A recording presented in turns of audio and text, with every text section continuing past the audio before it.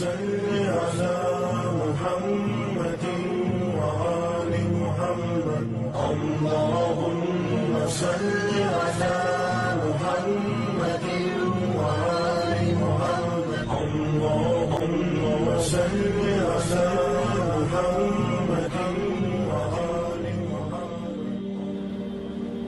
war which is coming, the big nuclear war which is coming, to which we'll refer subsequently inshallah, is meant to deliver to Israel something called Pax Judaica, which will replace Pax Americana, which itself replaced Pax Britannica. That's why they want the big war. Who is this actor who wants the Khilafah to be destroyed by hook or by crook? Who is this actor? This dominant civilization? Only Iqbal knew the answer. No one else. None of the ulama, none of the maulanas, none of the sheikh, not Deoban, not Brelvi, no one knew it. None. None of the distinguished scholars of Islam, of the world of Islam, nobody knew it. With the possible exception of Sayyid Nursi, Badi'u Zaman of Turkey. But Iqbal it was who said, and I now have to quote him again in Urdu, and they can't take it away from him. You can't do it. It's there. खुल गए याजूज और माजूज के लश्कर तमाम. Some of you will say, oh, we heard this before, you know. We never thought about it. खुल गए याजूज और माजूज के लश्कर तमाम. All the forces of GOG and MAGOG have now been released. It's not just that they have been released from behind the barrier built by Zulkarnain in Surah Al-Kahf of the Quran. More than that. They've all been released and they've all spread out over the world. Khul gaye Ya'juj aur Ma'juj ke lashkar tamam. All. So this is the world order of GOG and MAGOG. That is what Iqbal is saying. Chashme Muslim dekhle tafsir harfi yansiru. Now Muslims, you better turn your eyes, direct your attention to the word yansilun. Direct your attention to the word yansilun. Only one scholar in the whole world of Islam, only one, not only recognized it, but proclaimed it. What is this word yansilun? He's referring to the Quran. That's what he's doing. Allah is speaking in the Quran about GOG and MAGOG, who are not some strange creatures from Mars or Venus, or living somewhere deep in the interior of the earth. No, they're human beings. Stop that nonsense. Allah is speaking about GOG and MAGOG, who have PhDs in oppression. In the yajuj wa ma'juj mufsiduna fil ard. That is Surah Al-Kahf. My book here is on Surah Al-Kahf. You can have the time to just read it. An Islamic view of GOG and MAGOG in the modern world. GOG and MAGOG are people created by Allah, and He gave them a power that is irresistible, and they use that power to oppress. So Zulkarnain built a barrier, and to use the language of chess, he checkmated them. He didn't destroy them. He checkmated them, means they're harmless. And you know, when Allah said Qarnain, Zulkarnain, Qarn can mean a horn, or Qarn can mean an age.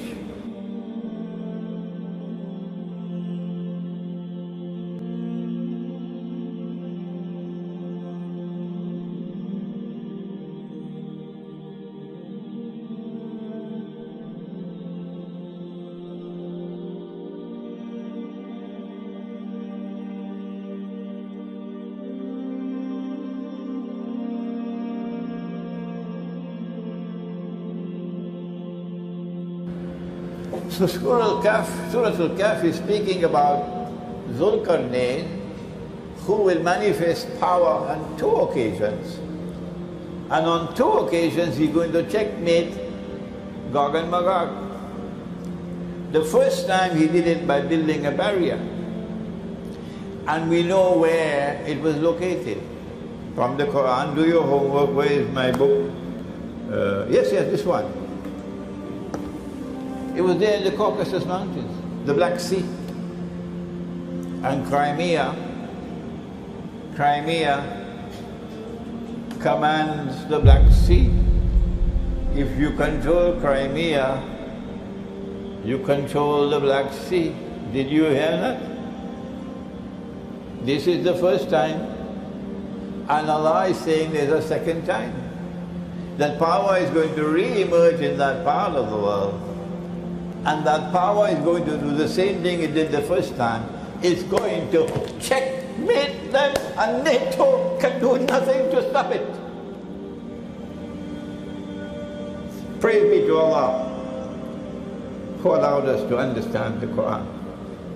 They're going to be checkmated as they were the first time. Iqbal is speaking about that GOG and MAGOG. And in Surah Al-Anbiya, there are 2 verses which end with the word yansilun.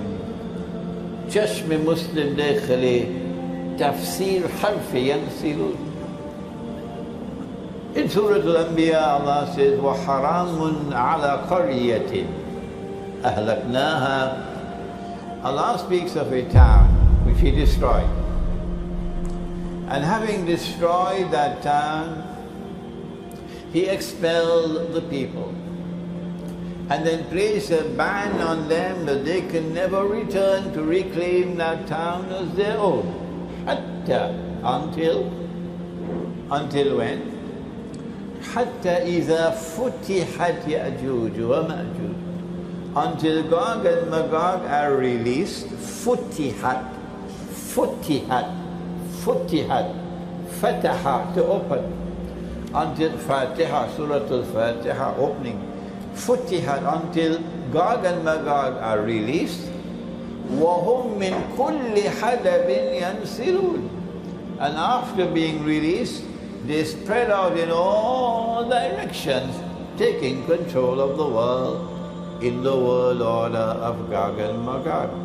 Iqbal recognized it. Iqbal understood that GOG and MAGOG were released.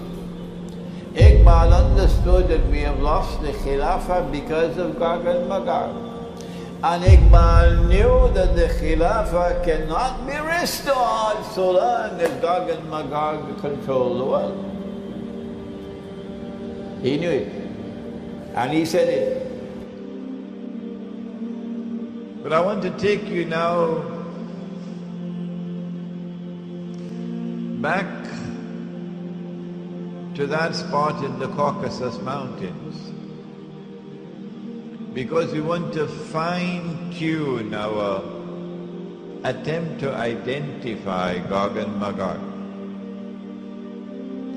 It is not sufficient to say that GOG and MAGOG are the European Christians and European Jews. No, because amongst the European Christians and European Jews, there will be those who become Muslims, there will be those who are our friends and allies. Do not make the mistake of declaring of all Jews that they are your enemies and all Christians, they are your enemies. That will be quite foolish. An American woman went to Israel and stood up in front of an Israeli bulldozer to protect a Palestinian home. And the bulldozer ran over her. The media, of course, buried it. Can you say of that woman that she is your enemy? Can you say of that woman that she is GOG and MAGOG, but she is white and she is American? So we will have peanuts in our heads if we make a blanket statement, all white people, or all Americans, or all Christians, or all Jews. Not at all. We have to look for a people who will eventually be moving from that northern area and moving towards Jerusalem.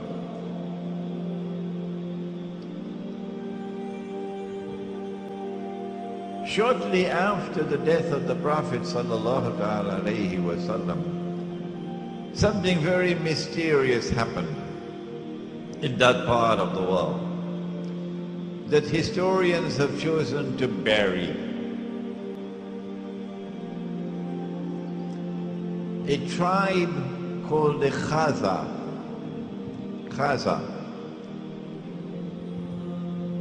chose to embrace Judaism. And so the world witnessed for the first time the very strange phenomenon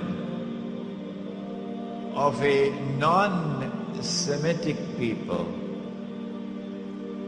becoming Jews. Non-Semitic becoming Jews. And these people, the Khaza, chose to convert to Judaism, but they did so not for any religious reasons. They were not so much interested in the Kitab and to follow the law. They embraced Judaism for purposes of political expediency. They were sandwiched between Islam and Christianity, Byzantine Christianity, and they chose Judaism. Let me tell you about the flight of the Khazar warriors out of northern Turkey in 500 AD. They were a despicable bunch. You could go to the king of the Khazars and rent an army from him, an army of 40 or 50,000 men, but it didn't matter what kind of a deal you struck with their monarch. He wasn't called a king, he was called a sheikh. Once the battle was done, they rape and pillage. Doesn't matter what kind of agreement you had with the king. That's the way it ended up. And so as a consequence, people in the area garnered a great deal of animosity for these Khazar warriors. And in 500 AD, they were driven out. And as they came down south out of Turkey, some fled to the west into Romania and Hungary and became the Gypsies. The rest followed their monarch, the Chagan, up into the steppes of Russia and north of there to the Caucasus Mountains. And as they settled in there, they quite easily enslaved the relatively peaceful agrarian Slavic folks that were indigenous to the area. Then they came under pressure to take sides in a growing contention around them. Coming down from the north was Eastern Orthodox Christianity, and coming up from the south was Islam. And they knew that if they succumbed to pressure from either of those to join their organization and embrace their philosophy, it would surely offend the other. And so what they did was a politically expedient maneuver. He called in all the religious leaders of the area, and he got their input, and after the input, he announced, for me and my people, we're talking about 20 million people and about 4,000 nobility, for me and my people, we choose to become Jews. Now, this was not a heartfelt conversion. This was not something that was deep in their breast that they felt they needed to make a conversion because they thought that was the proper way to serve the Creator. This was something that was done as a political expediency. Now, these people have run into some trouble over time. In 965 AD, they were overrun by the Varganians, which was Swedish-ruled Slavic people. Varganian is the Russian word for Vikings. And they were militarily defeated, which curbed their expansionist philosophy for some time. And then in 1140, they were literally overrun by the Mongols for Kublai Khan and Genghis Khan, and they were driven down into Eastern Europe. These European Jews who have no racial, biological connection with this Banu Israel multiplied. وهم من كل حدب ينسلون. Nasl, they multiplied and breeded to such an extent that today 9 in every 10 Jews in the world, 90% or more, are European Jews. They outnumber the Semitic Jews by 9 to 1 or 10 to 1. These European Jews, if you look at the list of names of Nobel Prizes for science, for literature, when you name it, you will find that these are people who far exceed the rest of mankind in their intellectual brilliance, in their academic achievements, in their scientific research.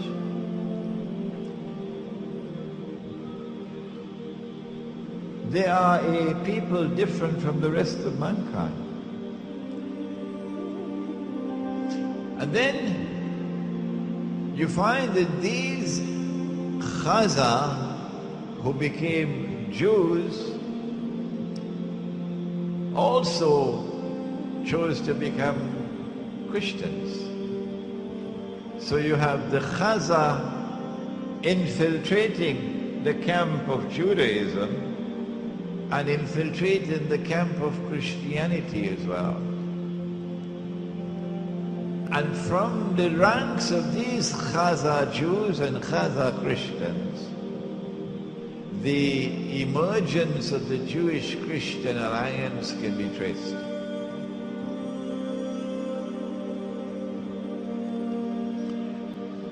It is this Jewish-Christian alliance, Khaza,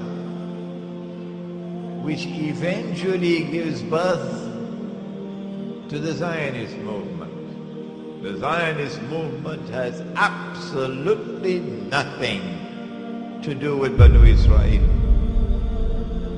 It is an essentially and an exclusively European achievement. Between 1918 and 1948, for 30 years, the Jews are allowed to return to the Holy Land. Not Banu Israel. Banu Israel are still in Yemen, and in Iraq, and in Iran, and in Morocco. No, these are white people who become Jews. They have no genetic links at all with Arabs. They're not cousins of the Arabs. They're not from Ishaq alayhi salam. And the Arabs are from Ismail alayhi salam. And so genetically linked as cousins. No. These European people have no genetic links whatsoever with Banu Israel, but they're Jews. Allah Azza wa Jal will that the first of the destructions occur. And this is, as I said, in 587 BC, and this was when the original temple was destroyed. This temple was, when it was destroyed, it was the first time the Jews had to flee. It is called the diaspora, because since that time they've never had a unified land up until, as we know, 1947. So they have always been in different lands. That was the beginning, the first diaspora. And it was at that diaspora that large groups left for many lands. We know for a fact they went, the majority of them went to Iran. And they stayed there for many decades or hundreds of years until finally King, was it Cyrus, allowed them to come back. And so many of them came and many of them remained. Also they went to areas of Iraq, and we know that Iraq had a lot of Jews in the time of the Umayyads. Early Umayyads was full of Jews. Baghdad as well, Kufa and Baghdad. Where did they come from, this first diaspora? It is also said that some went to Yemen, but it appears that the majority of the Yemenite Jews are from the second expulsion, and Allah knows best. Do they go back that ancient or not? We know that Yemen had a lot of Jews in it. We know this up until now. They were Jews until 1947, and the Yemeni Jews and the Falasha of Ethiopia are of course related. They are in fact the same branch. So from Yemen they then went to Habash or Ethiopia, so those two are also the branch of the Yahud. After the coming of Isa ibn Maryam, after the coming of Jesus Christ, under the Emperor Titus in 70 CE, under the Emperor Titus in 70 CE, there was a second destruction of the temple. And this led to a second diaspora, a second time that the Yahud fled in many different areas. Some of them running and fleeing helter and skelter. Some of them wandered down south into the Arabian Peninsula because Jerusalem is due north, and they're just wandering down and they come across this fertile ground that has lots of date palms. There are no inhabitants there at the time, and they settle down over there. And this is the original Yathrib then, right? So the Yahud are the ones who actually found Yathrib. And one group settles in Yathrib, another settles in Khaybar. And Yathrib and Khaybar are relatively close to each other, okay? One group settles in Yathrib, another Khaybar, and it is also said another group continues down, and the largest of them continues down until they reach Yemen, right? And the Yemeni Jews were the largest quantity of Jews in the Arabian Peninsula. What is a Jew? If you look back in your Old Testament, your Bible, there was 12 Hebrew tribes. The 10 northern tribes were called the House of Israel. The 2 southern tribes were called Benjamin and Judah. More properly pronounced Judah. So this is what I would call real Jews, people from the tribe of Judah. And when we start talking about the New World Order, we are not talking about these people at all. We're talking about these Khazar warriors that only pretended to embrace Judaism. And so today we find that about 92% of the people who claim to be Jews really aren't. They don't have a drop of Semitic blood in their veins. They are Khazar warriors with a new bent on life and a goal to conquer. It is these Khazar who, having become Jews, first Jews and then Christians, who built an empire that was the most powerful in Europe and Central Asia. And when the armies of Islam had simultaneously defeated the 2 superpowers in the world, the Persian Empire and Byzantium, and had emerged as the most powerful military force in the world, Khazar blocked our way. We could not defeat them. It is from this part of the world that they spread out. They spread out to Eastern Europe, they spread to Russia, and eventually crossed the sea to the United States.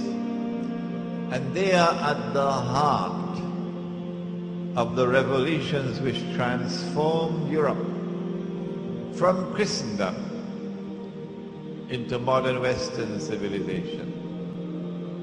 They are at the heart of the Bolshevik revolution in Russia, which overturned Christianity in Russia. They are at the heart of the French Revolution, in consequence of which the back of the Christian church is broken. The prohibition of riba is now consigned to the garbage bins. And they're at the heart of the creation of the Zionist movement. It is these Khazar Jewish and Christian, who now move to the Holy Land, assisted by a strange and mysterious Jewish Holocaust. And the history of that will one day be revealed on Judgment Day. How much was their input into the Holocaust? So that you have an exodus now of these European Jews to the Holy Land. When the state of Israel comes into being, who it is who controls power in Israel? Not the Oriental Jews, the darker-skinned Jews. No, they are second-class citizens. The ones who control power in Israel are the European Jews. GOG and MAGOG are working in tandem with Dajjal. And the objective is that Dajjal must establish his rule over the whole of mankind. And he's using GOG and MAGOG as his foot soldiers.